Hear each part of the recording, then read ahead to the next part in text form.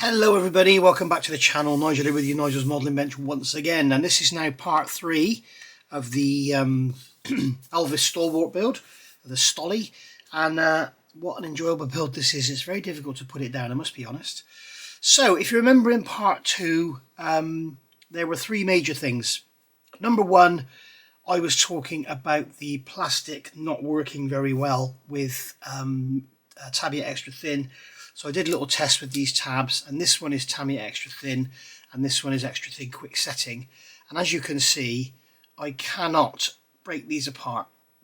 This one here, the Quick Setting, is absolutely welded together. I cannot break that apart. This one here, this is the Tamiya Extra Thin, and again I can't break it apart. So somebody has commented, thank you very much, on part 2 and said they're also having trouble. I could only assume it takes a while to react, perhaps. I don't know.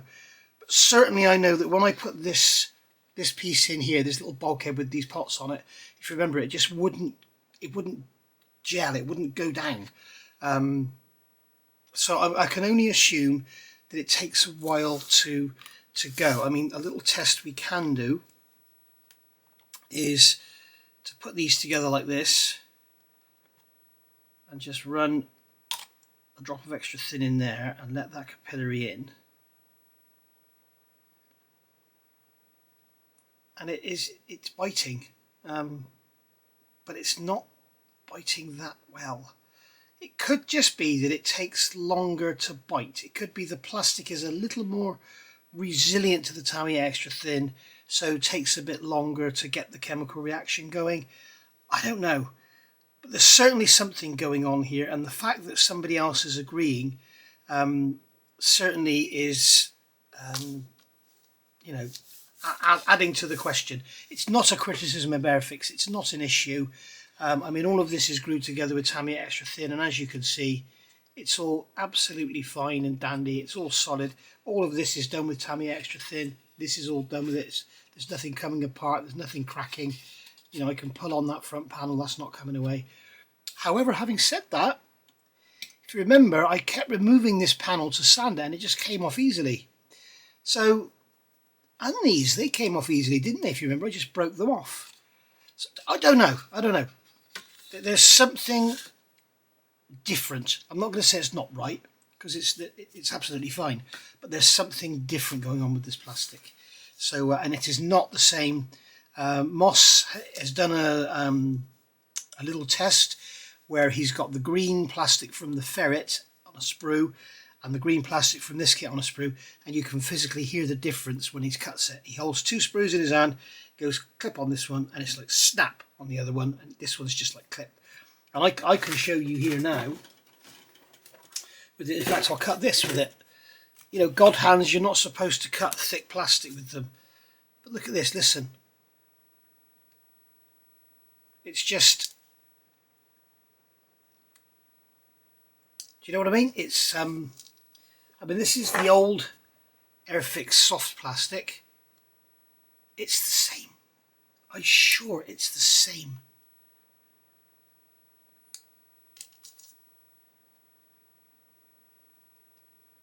Yeah. It's just like the old Airfix soft plastic. Very strange. Very strange. You kind of wonder if they had some lying around from an old Airfix kit that was green. I don't know. But anyway, there we go. So it's not a criticism, it's just a fact, and there is a difference in the plastic, and there is a difference in the way the Tamiya Extra Thin reacts. It's not a problem. It's no reason for you to lose your head and start shouting out that Airfix is a load of rubbish, because it's not. But there is a difference. There's something different here, and I will not be told this is the same, and neither will Moss now either. So that was the first thing, and I think I've basically covered that. The other thing I wanted to say is something Moss suggested to me, and I've given it a go. This is what he uses now instead of Tamiya Extra Thin. Mr. Hobby Tool Cleaner, put that in your old Extra Thin bottle and use that. So I've now got, you can see instead of the white glue, I've got this one here. And this says TC on it, so that's Tool Cleaner. So we'll see how we go with that. But he swears by it, and that's what he's building his with. So we'll see. So we'll give that a go. Right, the second thing I wanted to talk about was this battery box. Now, this is where Airfix have fallen short. There are short shots. This battery box is going in here. Battery box, not battery box, it's a bloody radio box. And as you can see here, C34, it has two tabs on it there that go into two slots in C29. They weren't there. If you go back and watch my part 2 video, I said it's a bit weird, the sanding those little lumps off, weird little lumps. There was also a weird little lump on there, so I wonder if there's supposed to be something on there as well. But not a problem. Cut off a piece of the tab. If you remember in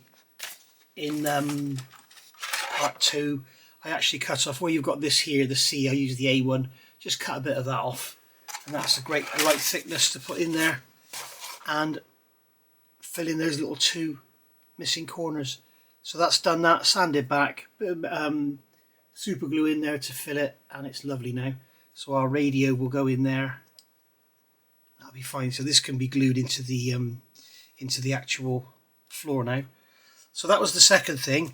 And the third thing, I was asking the question about bronze green versus NATO green, and I want to say a massive thank you to CRS9796 who left a wonderful comment on part 2. I really suggest you go and have a look at it, perhaps copy and paste it, keep it for future reference.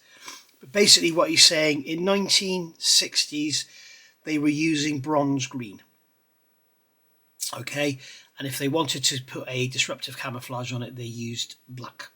Right, so there we go. So the 1969 version in the instructions, which is here, would be bronze green, okay?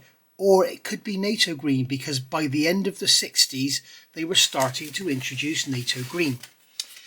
So these two here, 1980 and 1981, would definitely be NATO green. So matte bronze green is actually incorrect, okay? It's actually NATO green. So there's another issue.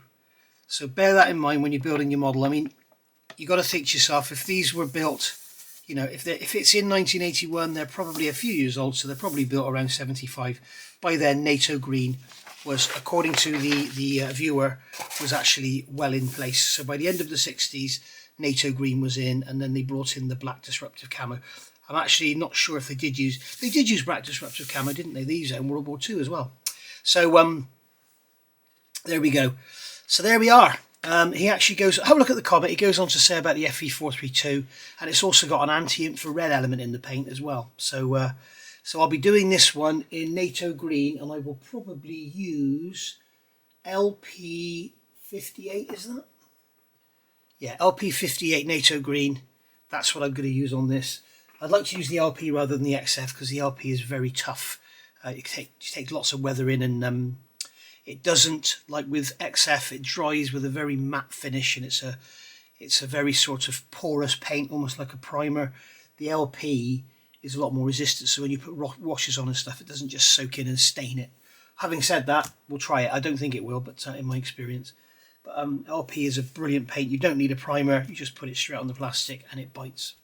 As far as these ejector pin marks here, as you can see, that one there is visible, and that one there is also visible. Even when we put this radio tray in, you can see here that that one there is visible. Okay, so bear that in mind if that sort of thing bothers you. So what we'll do, we will get on and we will put this radio in here. I'm going to use the Moss recommended adhesive, which is the tool cleaner. So we'll put that in there, and we'll drop that radio box into there. There we go, that's in. And then what I'm going to do is put a drop on the back here. And as you can see, it's sat at an angle. Now, I'm not sure if it's supposed to be like that. Moss did say something about it can foul on the side. So let's just get the side panel. Let's put this bulkhead in here. Need another pair of hands here. So we'll drop that bulkhead in there. Okay, we'll drop the radio into there. And we'll put this side panel on. Now this side panel is going to hook onto that ridge down there, so that'll give us the correct angle of the dangle. And there we go, it fits absolutely fine. We'll have to be very careful when we put that window in, because if you touch that, the glue's going to capillary all everywhere. So there we go, so that's in there fine. I'm going to grab a drop of this tool cleaner and just run that down that edge there. There we go. So you have been warned. We're learning from Moss, because Moss is the guinea pig for us on this one. Okay. I've got a feeling there should have been a sort of step here for it to sit on, but that was what I said was the funny moulding. It only seems to be the C-sprue.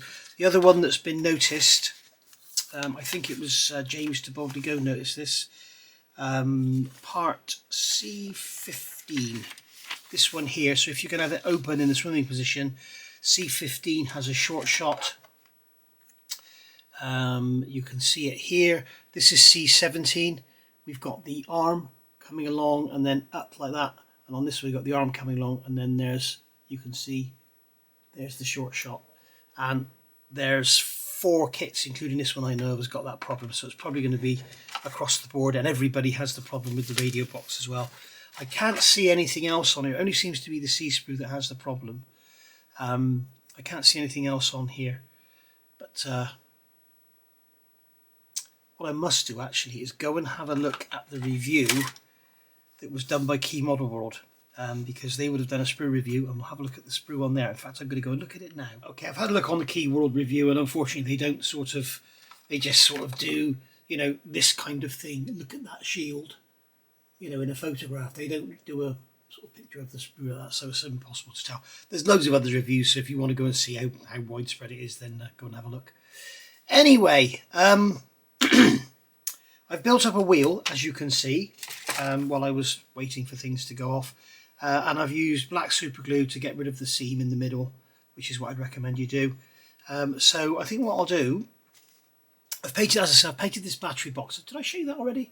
I painted this battery box, Mr. Surfacer, after filling in the sink marks and that, and that's looking lovely. So I'll wait for that to dry, and then we can tape that up, mask it up, get it glued in, and then we can spray everything NATO green and then pick out all the details. In the meantime, I'm just going to wonder actually, how's this? You see, that's in there nice and secure. So obviously Moss is correct. That tool cleaner does work well with this plastic. So there we are. Going back to the manual, where are we? Here. Something I have noticed on every build I've seen, certainly in this area down here, people have failed to completely remove the seams, and I'm determined to have a completely seam-free cab, because it's basically a welded structure. There's no seams, there's no gutters, there's no gaps, there's no lines. It's just it's like a bloody like a cocoon, if you like. So there we are. I also need to find out about the colour on here, because I noticed Key Model would have painted the top of their radio green. I would have thought it would have been black, but I could be wrong, could well be wrong. It wouldn't be the first time. So, the other thing I need to check is these things here, I assume they're fire extinguishers because they've got decals to go on them. And they're saying to paint them green. Now, I'd have thought they'd been a different colour. I don't know. But anyway, what I do want to show you is this bulkhead, because I want to get the bulkhead on and get it all painted at the same time.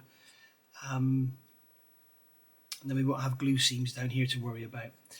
So, as I mentioned in part 2, there is an issue here. Someone else to know, we've got lots of holes here undrilled. So there's other versions coming, guys. I think we're going to get the crane version. Now this here glues in here. So if you glue that in like that, okay, all well and good. But it could also be glued in like that. As you can see, we've got lots of movement. So what we're going to do is make sure we get it in the right place. So what I'm going to do is, rather than glue this together now, I am just going to take a clothes peg and peg it together like that. Then I'm going to fit this in place as Airfix suggests. Okay, and because this area here is under the floor, I'm going to use the quick setting because I want it to bite. This area here is under the floor. I'm going to cement this bottom area here. Okay, it doesn't matter if it slips or untacks itself or whatever, because as I say, it's under the floor, it's hidden. Alright, so now with that held together like that, you can see that I'm able to move. You can see I'm able to move the panel to get a nice tight angle here. So what I'm going to do is take this side and I'm going to put it in there where it's supposed to go. Make sure the tab at the bottom is lined up with the floor. Okay, and make sure that the bottom of the side is square to the floor. And then we can put some tape on there and just tape that down just to roughly hold it in place. And then I can push that bulkhead up. We'll do the same on the other side. So we'll grab a piece of tape so it's ready. This is an orange Mr. Hobby tape again, using it the second time round. You can reuse it and reuse it and reuse it. It's so sticky, it's brilliant. Okay, so we'll make sure those tabs are aligned. Yeah, that's gone in there like that. And then we'll pull that under there. Let's stick that down just to hold that side panel in place. And now, as you can see, we have got our bulkhead tight up against the back of those panels. Alright, so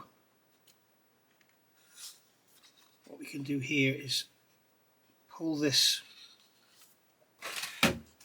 I'm going to grab some ordinary Tamiya tape rather than waste the orange stuff. What we can do is take that there and bring that down under there. To keep it up against, what I'm trying to do here is keep the, what happened there? I'm trying to keep the bulkhead up against the side panels so everything dries nice and square.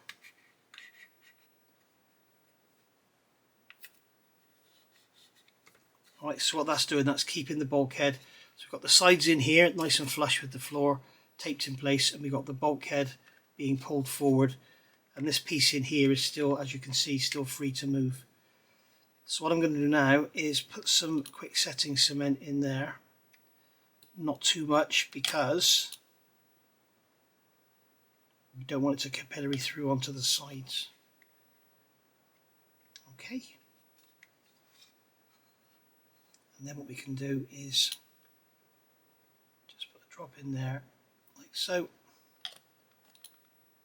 And put a drop. In fact, I'll leave that bottom until the sides are taken off, and then I can come in from the outside and glue the bottom. But there we go. So that guarantees when we put these sides on, we're going to get a lovely fit. The roof's going to fit nice, everything's going to fit lovely. We need to make sure that these side panels are flush here, so that everything's nice and square. There we go.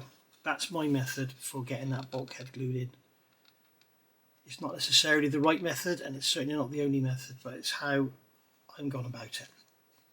Alright, right, I'll let that dry for a while, and then I'll be back. In fact, I'm going to put a peg on there just to hold that together. See you in a minute.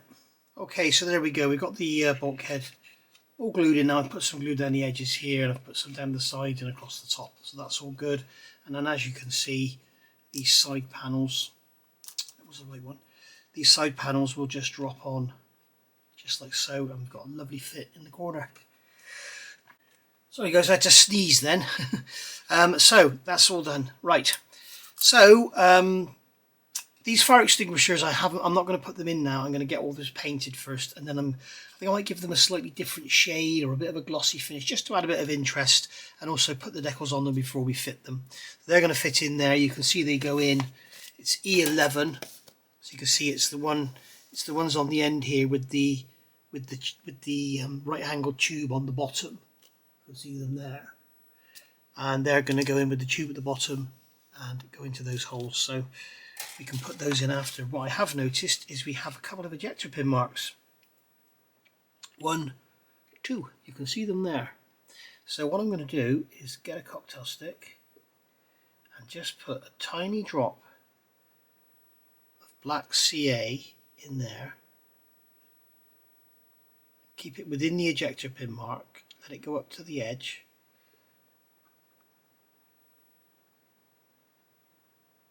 Just have it so it's just raised, so it's just like a little headlamp bowl or something if you like, and then it will dry back, and it will dry back pretty flush, and under a coat of matte paint it probably won't notice, because getting in there to sand that would be a nightmare. So just keeping the super glue within the perimeter of the actual ejector pin mark itself, and you want it to be convex. Okay, there you go. You can see it's like a pair of, I'll get it to focus, you can see it's like a pair of lights on there, in there.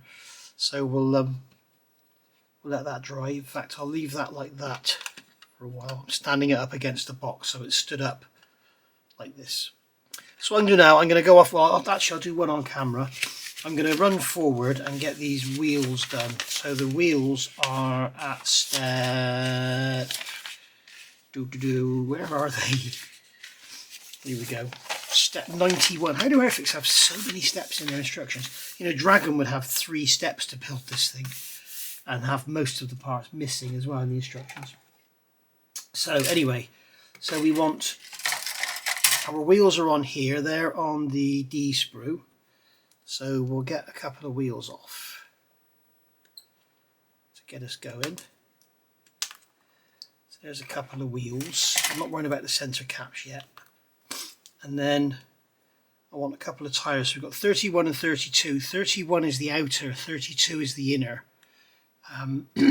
For some reason they've only put tyre lettering on one side. I don't know why. Maybe their license only allows them to use Goodyear 6 times per kit or something. I don't know. But we've got 32 there. And we've got 31 here. Okay. Don't worry about not having tyre valves. They're actually automatically done through the centres. So they don't have tyre valves as far as I know. Right. So there we go. And there we go. There we go. And there we go. There we are. So that's those all trimmed off.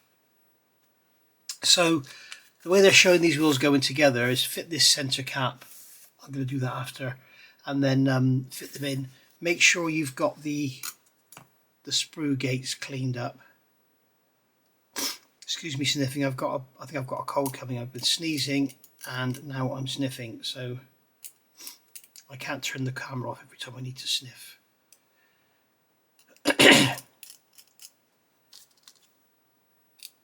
How can you catch a cold when it's been like 33 degrees?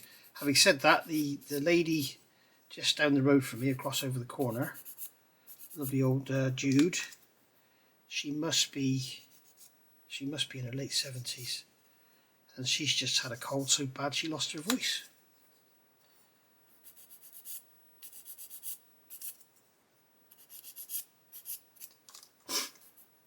So there is some of it about.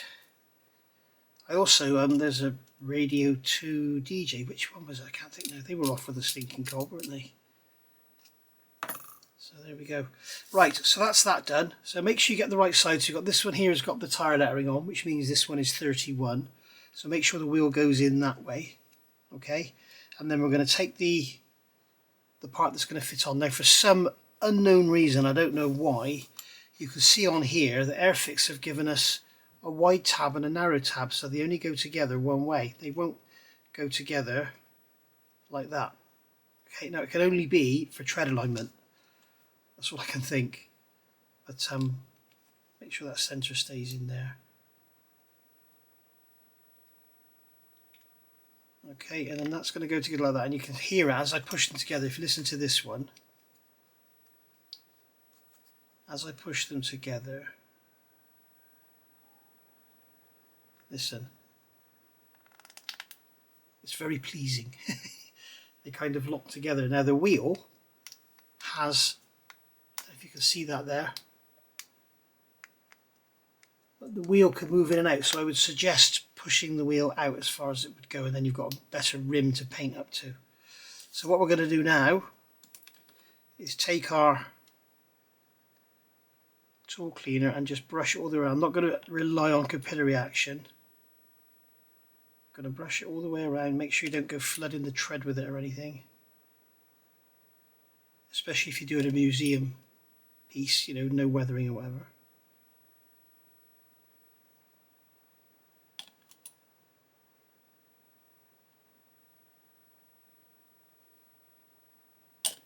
And then just squeeze it together.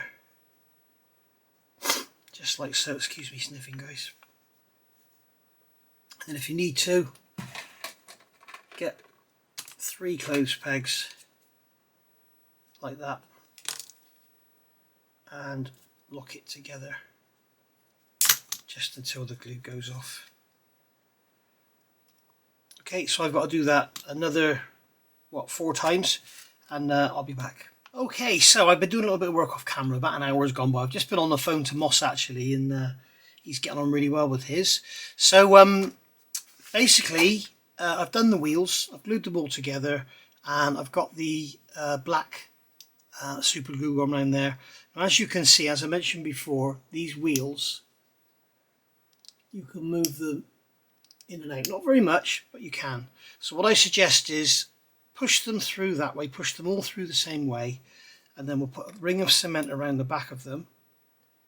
Okay, and that will hold them in position, because obviously the painting of the tyre at the back of the wheel is nothing like as important as it is at the front. And you can see that when you push it through, you've got a much nicer rim to work up to. So what we can do is we'll use some heavily thin black paint and paint that in like you've seen me do before, and I'll show you how I do it on this one. So once again, we can push the rim forward, and then in there with a drop of cement, or in this case Mr. Hobby Tool Cleaner, which seems to be working really well. I also discussed with Moss the extra thin issue, and told him that basically what my findings are, because somebody else has commented that they're having problem with the extra thin as well. And as I said to Moss, I think it's an issue with speed. I think it's just this plastic takes longer to bite. You can hear that one rattling around in there. So push it forward and just put a drop of cement in there. You don't need to put any cement in the front. Again, that'll give it a great place for the thinned black paint to wick. Push that one forward. There we go. Okay, so there we are. So we've got a nice wheel rim there to pick up on when it comes to painting. So what I'll do is I'll paint them NATO green, and then I'll probably go around and pick the nuts out because they'll be painted red and white, and go from there. So right, now what else have I done? I've got these parts off here, and one is where are we?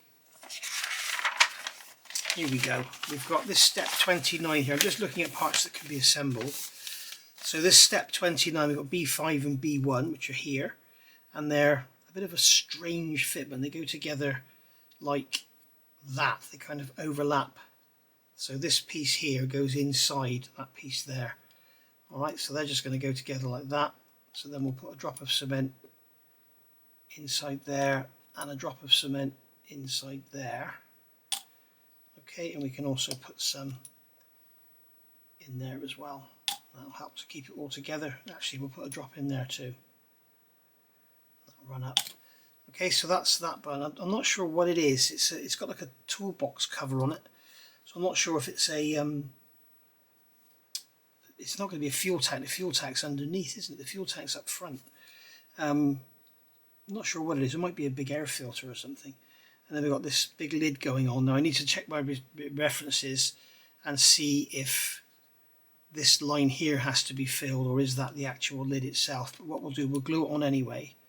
So I'll put a drop of cement in there and a capillary around. Put a drop on the back there, drop there and a drop there. There we go. So that's that all glued together. It kind of wants to pull itself apart here. Not really sure why. What I'm going to do is grab a closed peg or two and we'll clamp that together. Like so. Hand on there. Okay, just to close that gap up. Alright. The other thing I've done, this is the fuel filler here, and there's a big cutout in there to stop sinkage, funnily enough. So I've filled that up with super glue as well, so we'll get that painted, sanded in. Right. I've also taken off this rear panel here with the lights in it because I noticed it had some sink marks in it just above the lights. So they're all done. So they're filled in there. When that dries, that can be sanded. So here we've got the exhaust. Now, the exhaust is moulded like this and it's solid on the ends. Now, you can vastly improve the look of your model by drilling these out. So I'll show you how I do it in case you are new. So what I do, I've got a pin. This is like a pin in a tool here. You're going to ask me where it came from. It was in one of the old modelling sets you used to get years ago. I don't know if you can still get them. They used to come in a big wooden box and all the different tools were in there. So what I've done is found the centre, picked up on the centre and just made an impression with the pin. Okay, so you can see that on there. And then here I've got like a 0.6 drill. It doesn't really matter what size you use. What I'm going to do is come in the centre and then just check I'm square in both planes. Okay, and go in. And we've got to check, make sure we don't come out the other side. So we'll go in sort of halfway up. Yeah, we've hit an air pocket in there, so be very, very careful. This generally parts are hollow because there's air in them. Okay, so this one here again, we'll check one nice and square. Go in, because remember the other drills will just follow whatever you drill here now.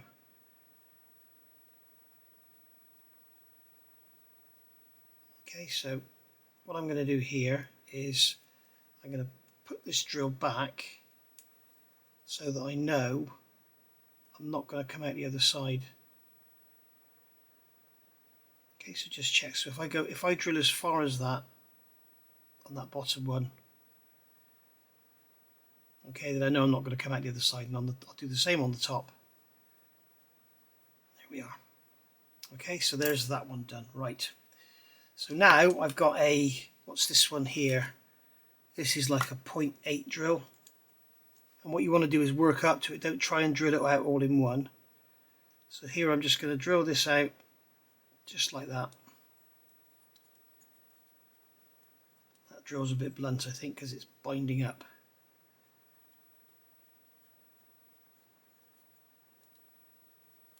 Okay, so just like that. Right, and then we'll put this one back in.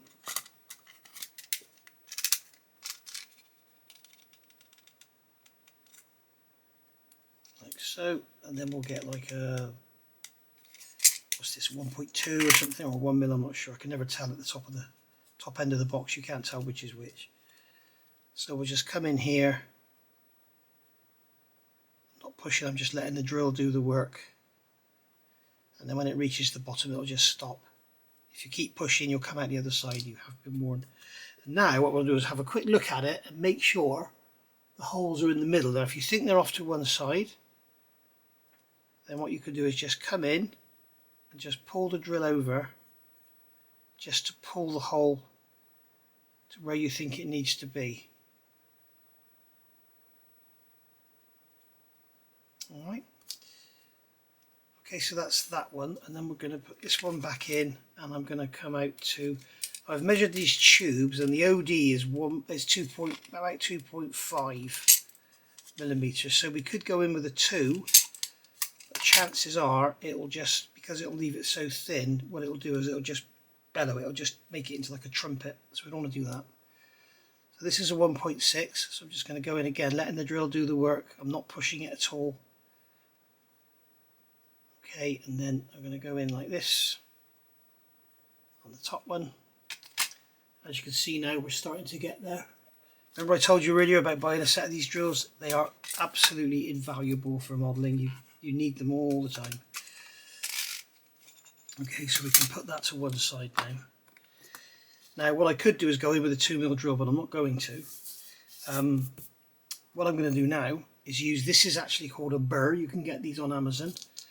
What I'm going to do is go in with this until I get a nice thin edge. What I am going to do just before I start is just quickly sand the ends off to square the corners up. I could just go in with this tool, and what this will do, it'll open it out to where I want to be.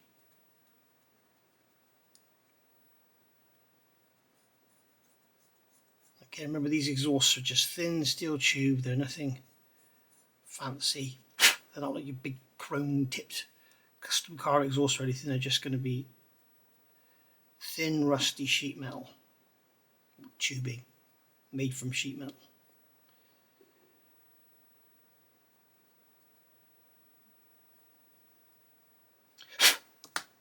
Okay, so you can see there's the sort of effect we're looking for.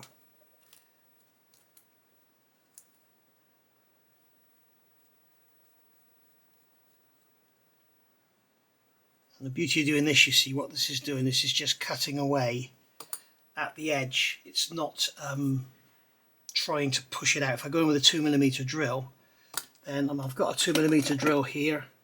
This is a 3mm burr, I'm not going to use that.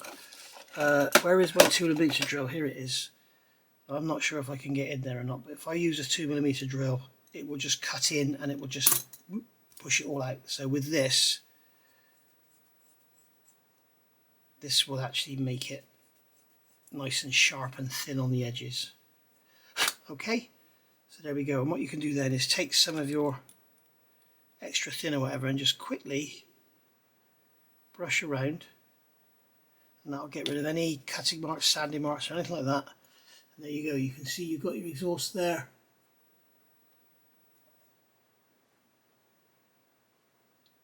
And that looks so much better, doesn't it? You can imagine this now sticking up out of this box. Put the front on the box.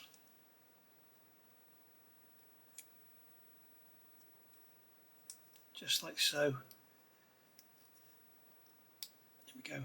You can see how much better that looks. It just looks a lot more scale.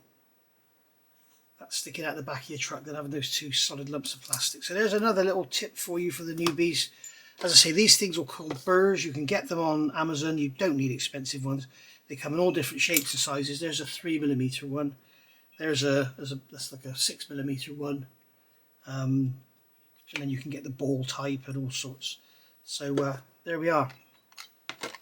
I'm not going to touch it now because I've put the extra thin on there, but you could perhaps just use this one on there just to thin the edge out. But that's all you're after, is a thin looking edge. You can go in with a knife and scrape it, but you always risk the knife just taking over and it will just come straight through the side. So it's much better to use a burr. And once that's painted with some matte black paint inside and some soot on the outside and some rust on those pipes, it'll look absolutely beautiful. Okay, so that is my major tip for a small modification on this model that makes a heap of difference. And it's the same for all kits. It's not just this one, you know, everything, all manufacturers, vehicles, cars, trucks, buses, whatever, opening up the exhaust is always a great, you know, and you know, radio and piston engined, you know, inline engined aircraft as well. With the exhaust pipes, you can just make things look so much better just by opening them up. Okay, so there you go. So I'm going to call that a day for today's video because I want to get out in the garage now. I'm going to let this glue dry overnight, and then we'll probably sand it later on tonight. And then when we come back tomorrow, we'll see how it all looks. Oh, the hatches, you might want to start looking at filling them now. Remember I did these here. Just by putting a puddle in there and letting it settle, you can see it's kind of levelling out now. When the side panel goes on, I'm not going to put that one on. When the side panel goes on, it sort of half covers that ejector pin mark. So you might just want to leave it, whatever, put some dust in there and cover it up. But There we go. So there we are. So in this one we fitted our radio box, we fitted the bulkhead. I showed you how to do that and get it all true. I'm going to have a few issues with the fit on the front, and it could be because I did all that sanding on that front panel, but we will overcome it. As I say, the models I've seen have had gaps down here. I would rather, what I should have done is dry fitted everything up together with it and to see where we go, because it might have been easier to fill those gaps in the sides and have this fitting nicely. But it's going to be easy to sand and blend anyway. It's just an edge. But you can see there I might have a bit of an issue with it. Okay, so I'm not going to worry about that too much. So if you want to start filling your ejector pin marks in your hatches and stuff, you can start doing it now. And there we go. I will see you all soon. Thank you for watching. Don't forget to do that. It's so worth doing. Bye for now.